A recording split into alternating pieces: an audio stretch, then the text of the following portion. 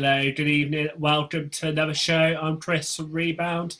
Tonight, my guest is Nottingham McDonald's Hoods guard, Demetrius Houston. Welcome to the show, Dimitri. How are you? I hope you're well. And thank you for coming on today and talking a bit about hoops. Awesome. Thank you for having me. That's all right, you're welcome. I see you repping the Nottingham hoodie on today. That's great to see you repping your uni. Yeah. So I thought we'd start off because obviously it's your first year in the UK, but obviously before that you were at Quincy. I thought maybe just to introduce the setup there and talk about your time and maybe a few highlights or get things started. Sounds good. Yeah, sure. So for the people in the UK, what's Quincy University like size-wise? What's setup like? And maybe some of the challenges you weren't expecting coming over to the UK. Quincy was a Division II school in the States, in Illinois. So, it wasn't fairly big, but it wasn't really small either. So, it's kind of in the middle. So, it was kind of a mixture of all different kinds of races and different things of that matter. So, the gym in a whole probably maybe close to 2,500 people, something like that. So, at our games, it was pretty packed out sometimes. Sometimes it wasn't, but it's pretty good crowd. Basketball community there is pretty good as well. So, once I left there and heading here to England, I didn't really have any expectations of the town. I didn't really know any, the background and history of, basketball over here or anything like that. Because when I was in the States, it was just basically tunnel vision of just being there, being in the moment. I wasn't really thinking ahead or visiting any other countries, anything like that. So that's a really good perspective to have, and that probably really supports you well in your time here. So obviously this season we've not Hoods. How's that the season? What are the highlights for you personally and as collectively as a team? Well, as you probably know, we didn't have the season we probably wanted to at the beginning. It was a pretty rough season, I'd say, but everything I take as a learning experience and just continue to grow and try to learn from it. The highlights, I would say, just getting to know like people from different areas of life. I never had a British friend or somebody from Europe. Well, I have, but not as many as I do now. It's just giving them my perspective of my background and where I come from. Just sharing different aspects of life, and then once you meet them, you see you have a lot of things actually in common that you really didn't know that you had at first. So also, there's a few games that I say that were highlights for me and also my team. We went on the road and we beat TVC with a shorthanded crew. So that was a highlight. So that's probably my favorite game of the year. Is one of the games that we came out. We were excited and pumped up, and we got a win. So that was a pretty great moment for us. There was obviously quite a few games where it was quite close. There's a single points lost derby comes to mind, and obviously the Thames Valley game that you mentioned. I say, were you expected to come into D1? Because you mentioned a bit with your side, but in the league is you have quite a varied squad. So obviously you have like academy players, you have obviously US imports, but you obviously have people with dual passports. So I imagine that was something maybe you weren't expecting. It's quite a unique look to the league, isn't it? I think. So. I was lost in thought there. So yes, one thing I was really keen to sort of learn a bit more. Say, I think this year's what's been really good about the league is having NBL live, so we've been able to watch games and learn a bit more. And I think, for me personally, I came into Rebound sort of 3 seasons ago because I was a fan of the club, and I thought, I really want to learn more about the other teams, the other clubs, players, and it's quite difficult. As you probably noticed, there's not a lot of information going out on the league in the UK. So we do our part here. I was wondering, is there something maybe from your time in Nottingham that maybe you think the fans would be find quite interesting, like a funny story behind the scenes, or a memory of maybe like a challenging moment, getting to a game or something like that. Because I imagine, in terms of the resources and the bonding, there must have been quite a lot of good memories you'd love to share. Yeah, I mean, well, actually, this happened probably in no at the beginning of March. We were headed down to Bradford, I believe, and that's from Nottingham. That's probably like a 3.5 drive, I believe, something like that. Pretty long. So on those long drives, you want to take a nap or get some rest before you get to the gym or whatever. So we're driving down there, and of course I'm asleep. I got my headphones in, and all I hear is like a big thump, like bump, bump, bump, bump. Like I was woke up, I was like, "What was that?" And it was like we ran out of gas heading to the gate, so we just on the side of the on the side of the road. Uh, Lee, our general manager, he's walking, trying to find the nearest spot that Uber can pick him up, so he can bring some gas back. Some guys called an Uber and headed to the gym. So I mean, some of us stayed on the van. It was just one of those moments. He was like, "What did I do there?" So it was one I, of those moments. yeah, I can imagine. I'm sure as others just say the league's definitely developing year upon year, but then there's obviously a bit of a divide between the top few clubs and the little clubs. And I'm sure there's Hmm. stories to tell. Like I've heard, like a few of the teams you've got to share lockers with the other team, and I imagine that causes an interesting like dynamic. And I'm sure there's Yeah, lots of other little tales. I think is right. it Cause Leicester and Reading? I think you got to check. You carry on. yeah. So like, actually, we shared our home gym, well, with the Wildcats, Nottingham Wildcats, so the WBBL. So I mean, our locker room we share with like the younger, the hood of the program. So I mean, like they have a game before us, and we gotta wait for them to clear their locker room so we can get in, change something like that. So Yeah, it's interesting. I must admit, I think not is one place I do want to go to say challenge aside. It's a pretty nice arena. Has a lot, hmm feels a lot of character with it, and right, I true. wonder maybe some of your memories from that and some in the positive sort of thing. Yeah. So I mean, the fans once they came out, they were great. They kept the arena loud because it's kind of a echo, I would say, in the gym. So once they got like real rowdy when we were winning, it was great because you feed off the crowd, giving you energy, and those games were great. Loved it. Yeah, definitely. I say we got to thank all of the club's fans. They designed our logo for us. Kev, he does the cartoons and he does a lot of great stuff on the socials. For people who don't know, sort of tell a bit more about the characteristics of fun stuff Kev does for the hoods. Can you repeat that, please?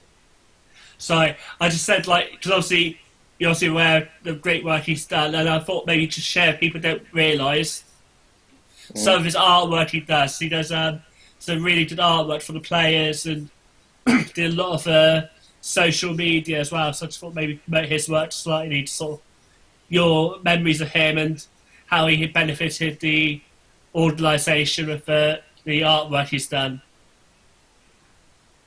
Can you who are you speaking of So again? I didn't catch Kev, that. yeah, he does the caricatures from Nottingham Hood. So Oh, okay. he's one of the fans. So I just thought I'd give him a shout out while we're on. Just say keep up the great Okay. work. 'Cause he does a great Okay. cartoons for the Hoods and Oh yeah, for sure. also design our logo. Oh yeah, But yeah. He's a great guy. He does those cartoons are hilarious. I like him when he posts them on our social medias, and it's great. I say last season he did one for Tintin Watts, one of the players who retired last season. An amazing shirt, and Hmm. it's great to see, and it's got a lot of publicity and stuff. So that's great. I thought we'd be on to the next thing. So obviously it's your first season abroad, and you're Hmm. obviously now in the off season. Yeah. What's next? Well, without giving up too much away, what do you envisage yourself doing next season? Really at this point, I have no idea because our season got cut kind of short. It ended abruptly, so I mean, it was kind of unfinished business with the club. So, I really don't know where I stand at this moment. I'm just gonna take it one day at a time and just try to figure things out with my fiance as well to see what she wants to do and how are we just gonna work things out from there. So we'll see. I know it's very unique circumstance we find ourselves in, and I must admit I really miss it just watching basketball. I think when it all Yeah. comes back, I won't take anything for granted. If there's any age group, any ability to be there No, watching no, yeah. it, I so might you watch never every know game. when. Definitely, definitely.